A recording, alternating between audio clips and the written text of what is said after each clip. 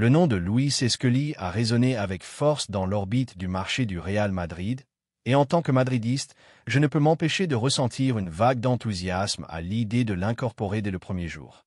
Depuis qu'il est apparu avec des performances brillantes en quart de finale de la Ligue des Champions, il est clair qu'il ne s'agit pas d'un joueur ordinaire. Lors de ces matchs, il a démontré sa capacité de décision et l'étincelle que seuls possèdent les footballeurs avec une ambition réelle. Sa lecture du jeu, sa solvabilité défensive et sa capacité à attaquer avec verticalité montrent que nous sommes face à un profil très complet. Ses longs déplacements en faveur, ses soutiens précis pour briser les lignes, cette anticipation constante et ce déséquilibre dans les duels directs reflètent une maturité impropre à un joueur si jeune.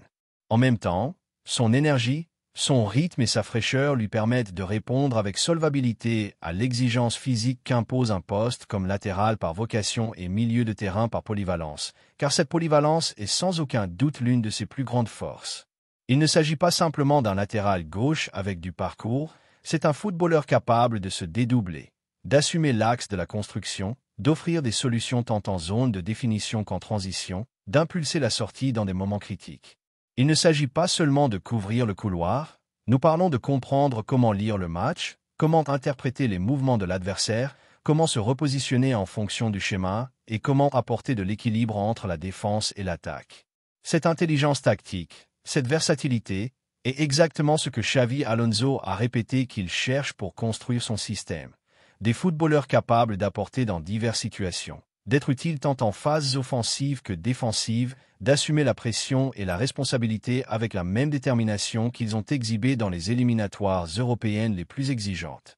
Il est vrai que Fabrizio Romano a informé que Escoli va renouveler avec son club actuel, Arsenal, prolongeant son lien contractuel jusqu'en 2026, mais cela ne doit en aucun cas, et encore moins, nous décourager. L'été est long, plein de négociations, et un désir du footballeur de démontrer qu'il peut encore progresser coexiste avec la possibilité qu'arrive une offre convaincante et bien conçue depuis Valdebebas.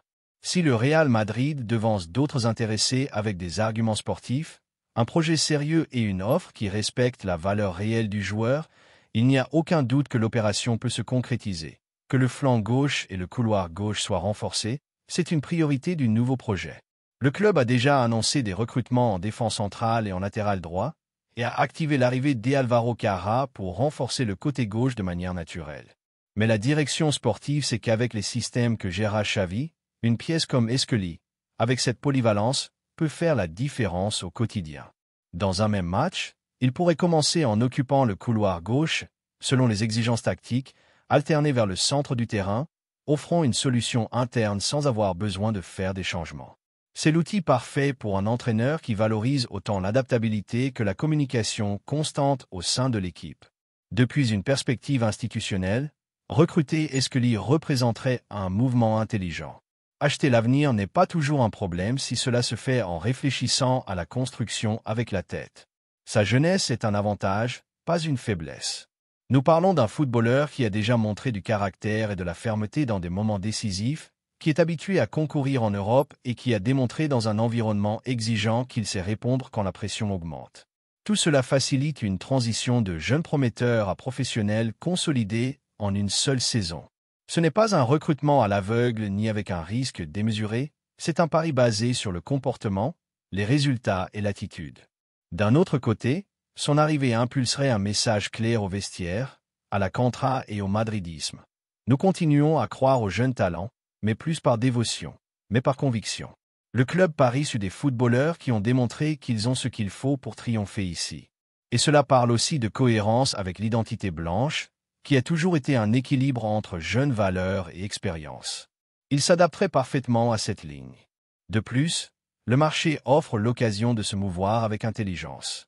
Si le Madrid présente une offre qui équilibre la masse salariale et les variables, en achetant certains de ces minutes futures que Xavi Alonso a en tête, il pourrait devancer d'autres grands clubs qui apparaissent sur les listes de marché chaque année.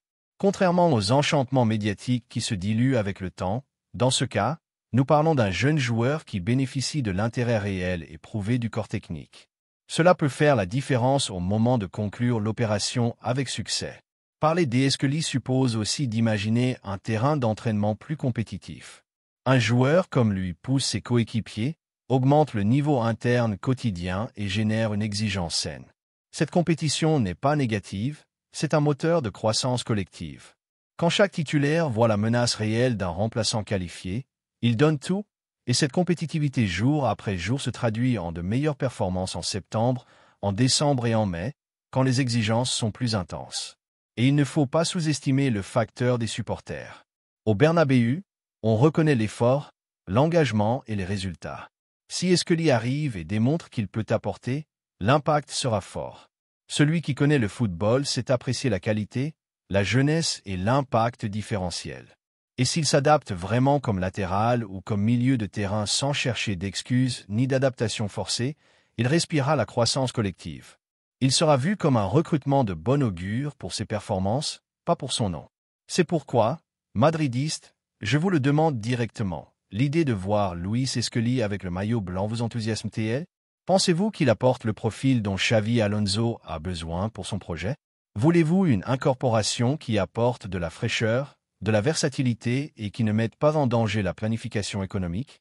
Préférez-vous parier sur une jeunesse éprouvée ou attendre un vétéran avec un historique tactique taché?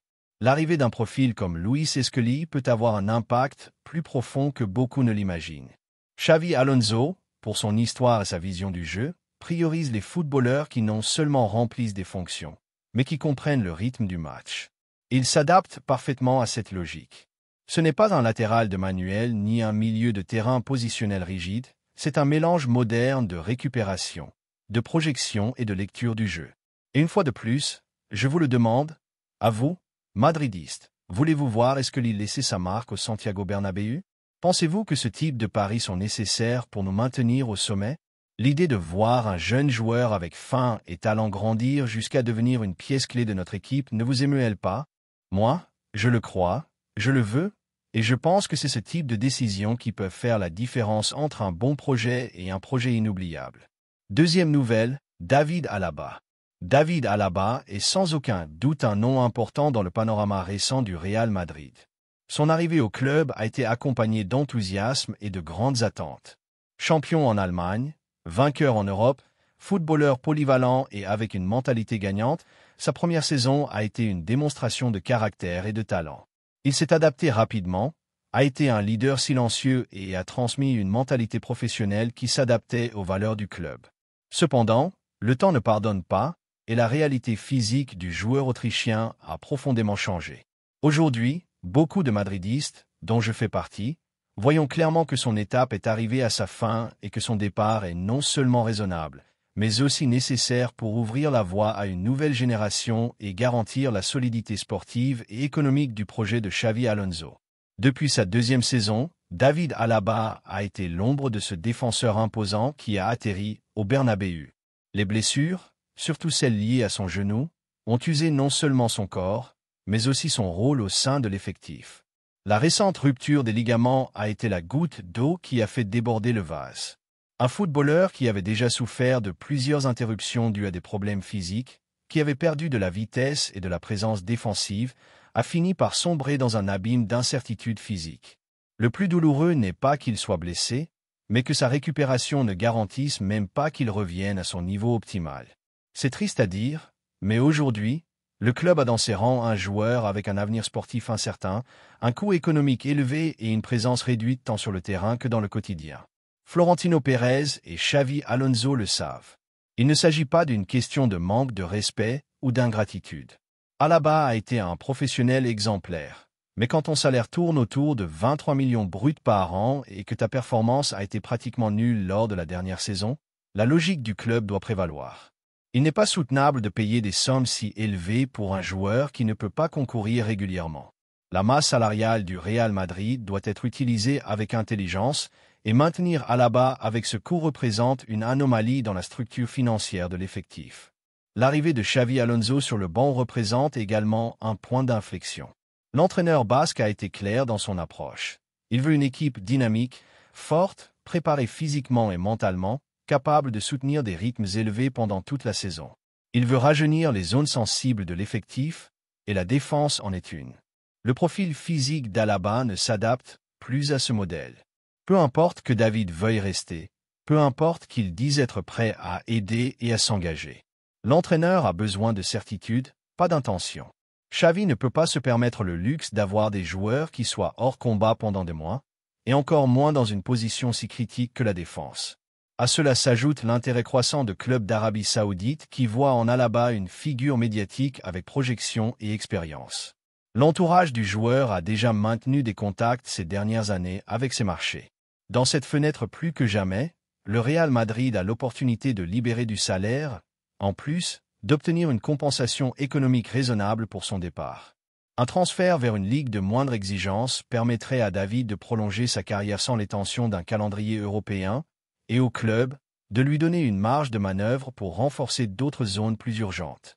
Nous ne pouvons pas permettre que le sentimentalisme trouble la prise de décision. Le Real Madrid n'est pas un musée, c'est une équipe d'élite, la plus exigeante du monde. Ici, il n'y a pas de place pour des engagements émotionnels qui nuisent à la performance. Si tu ne peux pas concourir à 100%, tu ne peux pas continuer. C'est une règle simple, dure, mais juste. Et cela a toujours été ainsi et doit continuer à l'être. Depuis les gradins, on perçoit aussi cette usure. Nous la voyons match après match, nous la remarquons dans son absence, dans sa lenteur quand il est sur le terrain, dans son manque de contondance. L'aura qu'il apportait s'est évanouie. Chaque fois qu'une action se perd de son côté, chaque fois qu'il n'arrive pas à un tacle ou se fait déborder, le souvenir de ce grand défenseur qu'il a été se transforme en un fardeau. Le respect ne se perd pas, mais la confiance, si. Et il est injuste, tant pour lui que pour le club, de maintenir une situation qui est devenue insoutenable. De plus, son départ ouvrirait les portes à des jeunes qui, s'ils sont en condition d'assumer ce rôle, des joueurs avec faim, avec projection, avec le physique pour supporter le rythme qu'exige une saison complète. Xavi Alonso a besoin de construire une défense robuste, fiable, rapide, et cela ne sera possible que si des décisions fermes et responsables sont prises. Alaba a gagné des titres, a donné le meilleur de lui-même lors des premières années, a été un exemple d'engagement. Mais en tant que madridiste, je pense que c'est le moment de lui dire adieu, non avec des reproches, mais avec gratitude, non avec polémique, mais avec reconnaissance. Mais adieu. Après tout, ce club doit regarder vers l'avant, pas vers le passé. J'aimerais savoir ce que pense la base de supporters madridistes. Êtes-vous d'accord pour dire que son cycle est terminé? Pensez-vous qu'il peut encore apporter? Ou considérez-vous que son départ est une question de bon sens? Accepteriez-vous son départ en Arabie comme une clôture digne de son étape au club? La direction doit-elle agir maintenant pour fermer ce dossier et continuer à construire l'avenir avec détermination? Au-delà de l'aspect sportif, nous devons aussi réfléchir à ce que signifie maintenir des figures qui ne performent plus comme avant, seulement pour leur nom ou leur passé. Ce n'est pas le Real Madrid. Ici, aucun nom n'est au-dessus du blason. Le club a survécu et grandi en laissant derrière même des légendes qui ont marqué des époques entières. L'histoire du Madrid est écrite par ceux qui donnent tout sur le terrain et par ceux qui savent partir quand le cycle s'épuise. Alaba, malgré tous ses titres, n'est pas une exception à cette logique. Et il est important de souligner un autre point, la pression médiatique. La presse européenne, surtout en Allemagne et en Autriche, continue de voir Alaba comme une figure clé pour son parcours international. Mais cela ne peut pas influencer les décisions qu'un club prend avec l'ambition du Real Madrid. Qu'un joueur ait brillé à une autre époque ne garantit pas qu'il puisse le faire maintenant. Les décisions doivent être prises en fonction de données actuelles, pas de nostalgie. Même le vestiaire le perçoit, bien que cela ne soit pas dit publiquement. Les joueurs savent quand un coéquipier n'est plus au niveau, et bien qu'il y ait du respect et de l'affection, il y a aussi un besoin compétitif. L'équipe a besoin d'hommes disponibles, rapides, fermes et surtout constants. Chaque fois qu'une formation est préparée, il faut penser à qui remplacera celui qui se blesse à nouveau. Cela mine la stabilité de l'équipe. Avec Alaba, nous ne parlons plus de s'il se blessera, mais de quand et combien de temps il sera absent. C'est un fardeau qu'un club comme le nôtre ne doit pas porter. Et pour le club, c'est une leçon de maturité institutionnelle. Savoir quand couper les liens avec dignité et avec une vision d'avenir, remercier les services rendus, offrir un adieu à la hauteur et continuer à construire un effectif solide, compétitif et avec fin. Maintenant, je demande à nouveau à toute la base de supporters madridistes. Êtes-vous d'accord pour dire que le cycle d'Alaba est terminé? Pensez-vous que son départ peut ouvrir un nouvel horizon pour l'équipe? Est-ce le moment de prioriser la performance au-dessus du nom? Lui donneriez-vous un adieu chaleureux mais ferme au défenseur autrichien? Troisième nouvelle, Moisés Caicedo. Le Real Madrid est sur le point de conclure l'un des mouvements les plus enthousiasmants du marché, un accord avec Chelsea pour le recrutement de Moisés Caicedo. Le prometteur milieu de terrain équatorien est devenu une priorité pour Florentino Pérez, qui a donné son feu vert à l'opération en considérant que ce renfort est clé pour couvrir les lacunes qui ont été détectées au centre du terrain, un secteur du terrain qui demande du muscle, de la verticalité et du critère pour reprendre le contrôle du jeu dans chaque duel.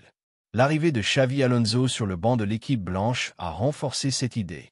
L'entraîneur basque a analysé Caicedo en profondeur, valorisant non seulement son physique et sa présence dans l'axe, mais aussi sa capacité à briser les lignes, récupérer les ballons et imprimer de l'énergie à la circulation.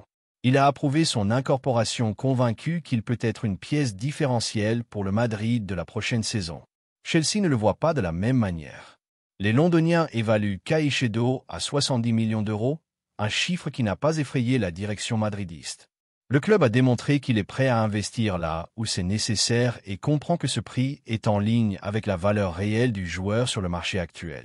Plusieurs sources au Royaume-Uni confirment que Florentino est prêt à mettre sur la table ses 70 millions, convaincu que l'équation en vaut la peine pour un athlète dont le plafond doit encore être défini. Au-delà du coût, le message transmet de l'ambition et de la conviction.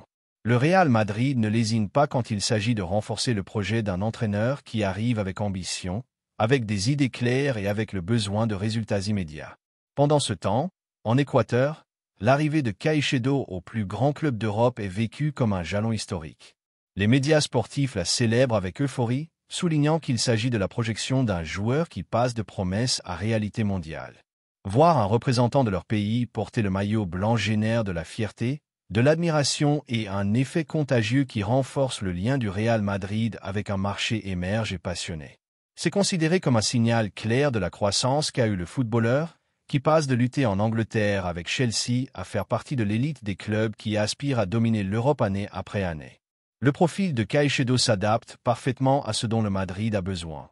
De la force dans le duel, du déploiement physique, de l'agressivité tactique et aussi de la capacité à filtrer les passes et à conduire le ballon. De plus, il s'est arrivé avec critères, ouvrir des espaces et comprendre le rythme du jeu moderne. Il n'est pas seulement un milieu de terrain destructeur, il a aussi une présence offensive et peut jouer dans des zones plus avancées si la situation l'exige. Il devient ainsi une pièce très utile pour donner du dynamisme à l'équipe, mais aussi pour doter d'équilibre un effectif qui exige de la polyvalence dans chaque ligne. Sa versatilité lui permettra d'être utilisé aussi bien en double pivot qu'en un rôle plus libre au centre, selon le rival et le système choisi. Du point de vue institutionnel, recruter Caicedo représente une déclaration d'intention, démontrer que le club ne joue pas seulement le marché des grands noms, mais parie aussi sur un jeune talent prouvé qui peut marquer un cycle. C'est une manière de trouver un équilibre entre les modèles de recrutement d'impact et la construction d'une équipe solide pour l'avenir. Caicedo arrive avec 23 ans, sa marge de progression est énorme. Et si les blessures le respectent, il a encore de nombreuses années devant lui. C'est exactement ce que recherche un projet qui doit soutenir l'entraîneur et garantir la compétitivité dans de multiples compétitions pendant des années. Et bien que le marché soit ouvert seulement jusqu'en août, l'opération avance rapidement. Chelsea veut conclure tôt, et le Madrid a déjà initié des conversations avec l'entourage personnel du joueur. Le footballeur voit d'un bon œil le changement et a montré sa prédisposition à baisser légèrement sa fiche s'il y a un engagement sportif. Florentino et son équipe savent que l'arrivée de Caicedo, en plus de renforcer le centre du terrain, enverra un message puissant à l'effectif. Si nous élevons les standards, nous nous améliorons tous. Le niveau physique, tactique et mental que ce joueur apporte est contagieux, et cela est inestimable. Le footballeur équatorien arrive avec faim, avec l'envie de démontrer, avec la volonté de devenir une référence et une pièce clé pour soulever des titres. Son histoire en Amérique du Sud, son arrivée rapide en Europe, son adaptation au modèle physique de la Premier League et sa capacité à s'imposer démontrent déjà qu'il n'est pas un nom imposé, mais gagné. C'est pourquoi je vous demande directement, madridistes, que pensez-vous de cette opération? Croyez-vous que Moisés Caicedo peut devenir un pilier du centre du terrain? L'idée qu'un jeune milieu de terrain physique, technique et ambitieux de premier niveau rejoigne l'équipe vous enthousiasme-t-elle? Pensez-vous que payer 70 millions est un investissement justifié par ce qu'il peut apporter? Le débat est ouvert. Mais pour moi, c'est clair. C'est le type de joueur dont on a besoin pour défendre et attaquer avec force, récupérer le contrôle du match et construit depuis l'effort. La possible arrivée de Moisés Caicedo au Real Madrid n'a pas seulement un impact depuis le plan sportif immédiat, mais aussi dans ce qu'elle représente institutionnellement.